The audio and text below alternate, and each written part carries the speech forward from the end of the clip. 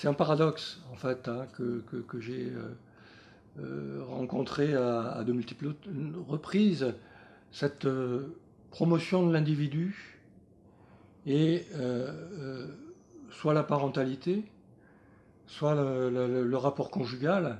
Il peut y avoir des tensions entre la montée de la valeur de l'individu qui s'origine depuis plusieurs siècles, hein, l'individu depuis en fait qu'on n'est plus dans une monarchie véritablement, l'individu a pris de plus en plus d'importance. Aujourd'hui, c'est complètement exacerbé dans notre société de consommation et notamment de consommation médiatique.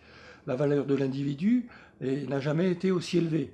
Alors bien sûr, ça a des aspects très positifs, hein. C'est l'autonomie des personnes, c'est la capacité des personnes à se différencier les unes des autres, à s'affirmer en tant que telles, l'individualité citoyenne, l'individualité consommatrice aussi, hein, qui est portée par notre société moderne, mais ça peut rentrer effectivement en conflit avec, ou en tout cas en tension avec l'idéal parental, parce que l'un des paradoxes de l'individualité contemporaine, c'est qu'elle s'affirme à travers la relation à autrui.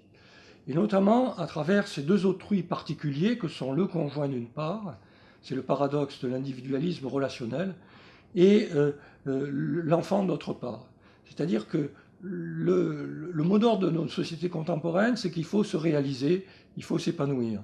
Et la réalisation de soi, elle passe par le rapport à l'autre. Et le rapport au conjoint et le rapport à l'enfant.